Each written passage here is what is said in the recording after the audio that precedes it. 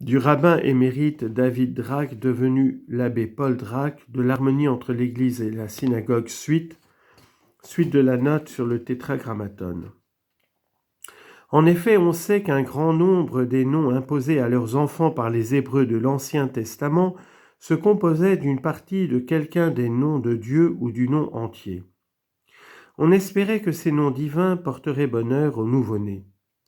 Or, très souvent, ces noms qui sont en usage encore parmi les Juifs d'aujourd'hui commencent par Yeho, Yod, He, Vav, qui comprend non seulement les 3/4 du nom Yehovah, mais toutes les lettres dont se forme le tétragrammaton.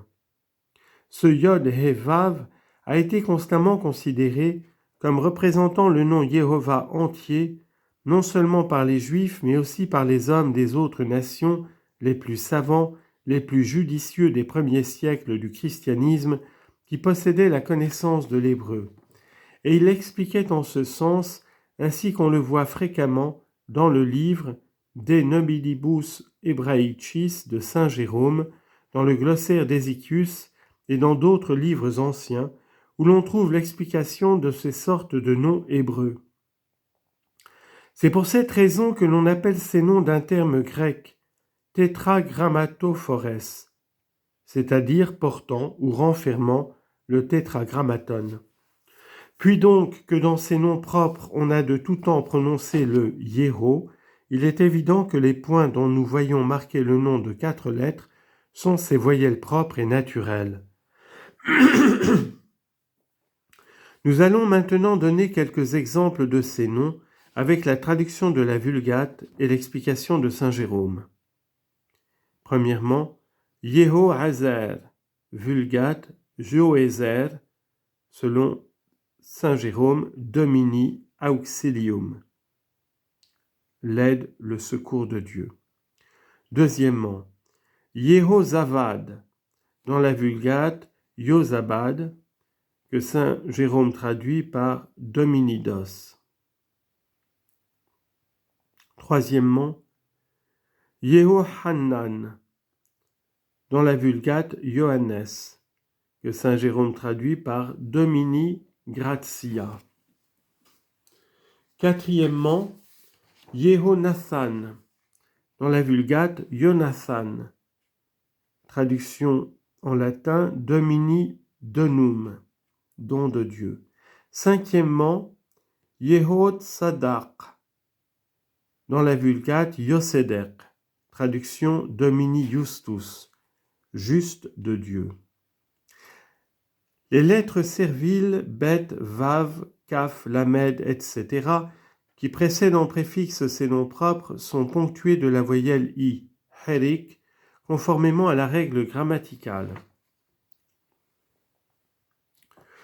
Souvent, Yeho se contractait en yo. Premièrement, Yoézer. Deuxièmement, Yozabad. Troisièmement, Jonathan. Troisièmement, Yohanan. Quatrièmement, Jonathan.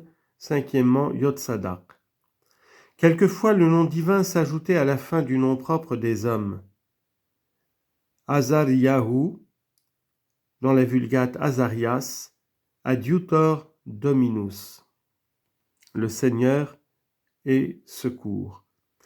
Deuxièmement, Zevad Yahu, dans la Vulgate Zabadias, traduction Dos Domini. Troisièmement, Hananiahu, dans la Vulgate Ananias, traduction Gratia Domini. Quatrièmement, Nathaniahu, Vulgate Nathania, traduction Dante Domino.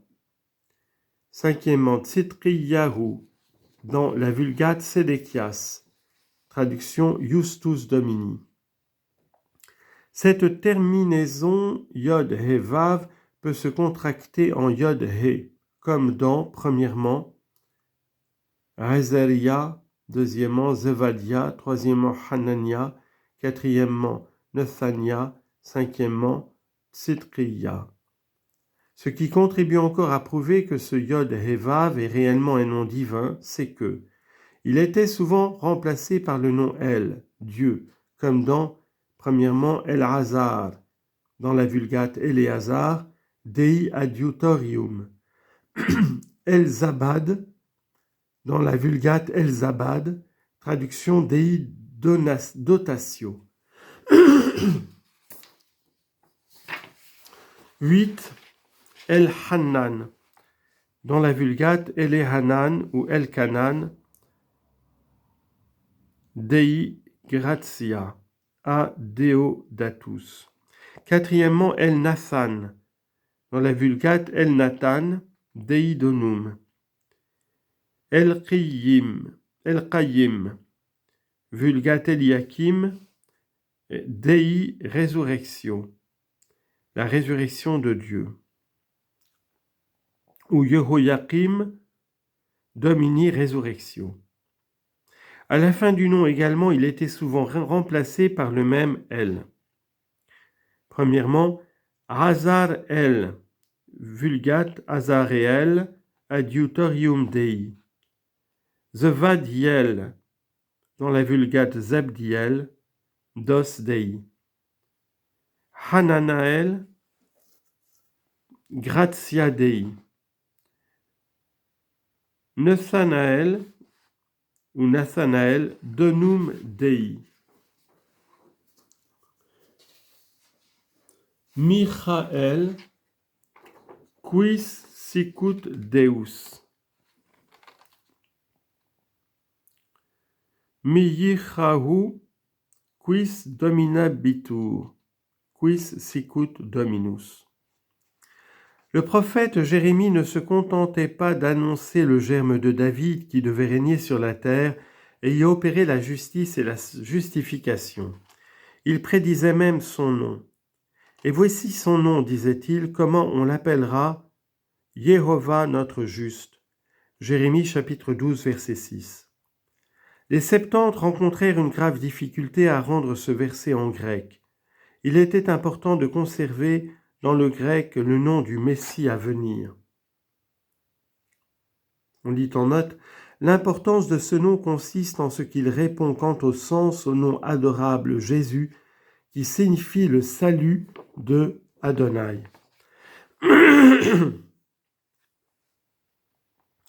D'un autre côté, ces docteurs s'étaient fait la loi de ne pas mettre dans leur version le nom Jéhovah, parce que déjà de leur temps, le nom ineffable ne se prononçait plus publiquement.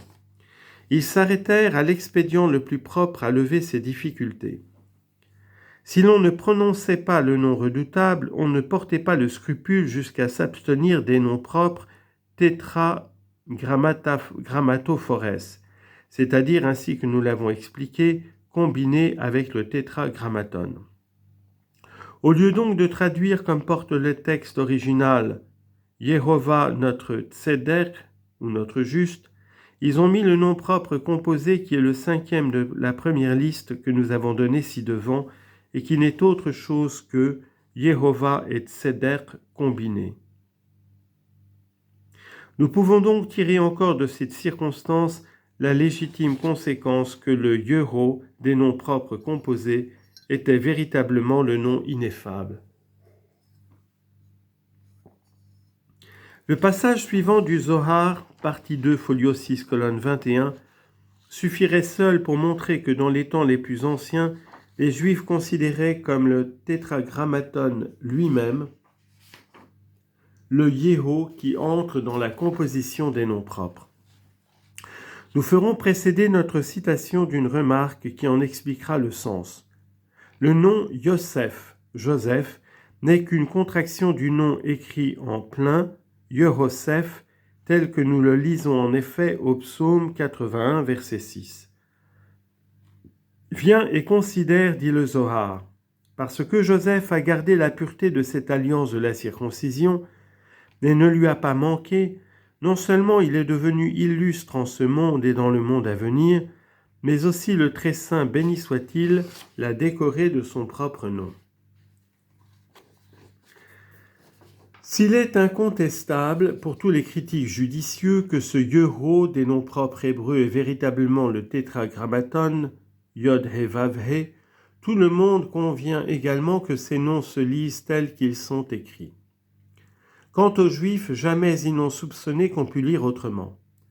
Nous venons de voir que les Septante de même prononçaient Yod Sedek, puisqu'ils ont transcrit ce nom en lettres grecques par Yosedek.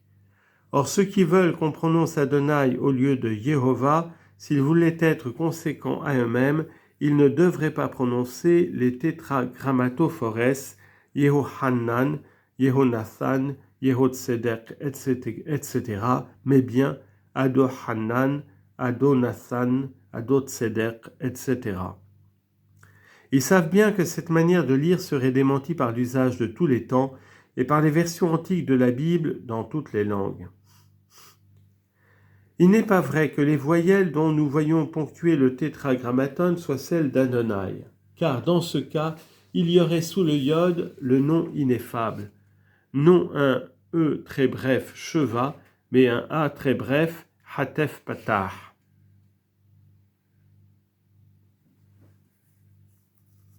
Et qu'on ne dise pas que si cet A n'a pas été placé sous le yod, c'est que d'après les règles de la grammaire, cette lettre n'est pas susceptible d'une voyelle très brève composée, Hatef, car dans Yod He Vav He, à qui les massorètes ont véritablement prêté les voyelles du nom divin, Elohim, on a bien donné au yod une voyelle très brève composée, quoique de sa nature elle n'en soit pas susceptible.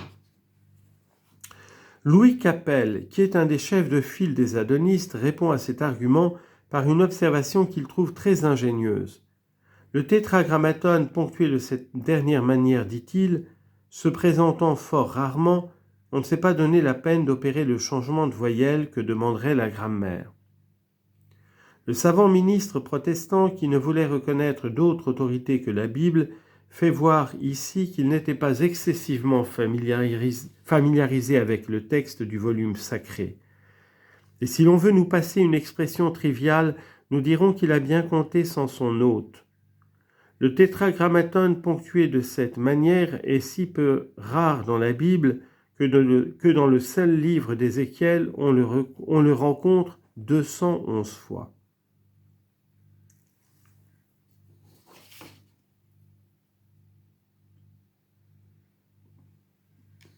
Nous sommes persuadés que tout au contraire, les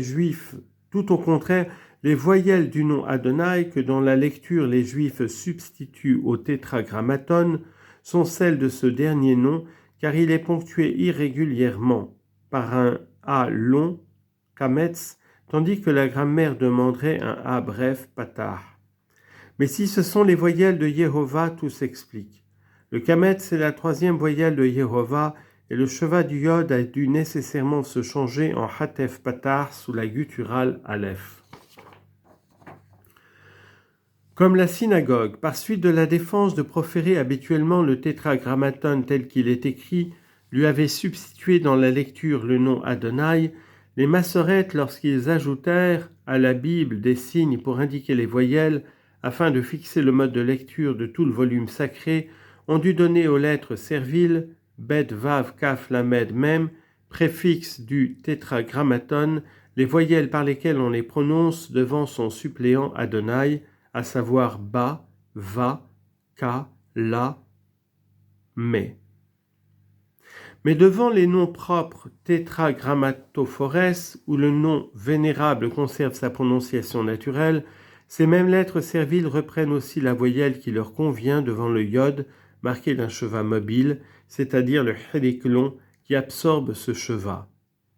Bi, vi, ki, li, mi. Par la même raison, les massorètes ont dû marquer du dagesh kal les lettres bet, gamel, dalet, kaf, p, tet, par lesquelles commence le mot qui suit le tétragrammaton.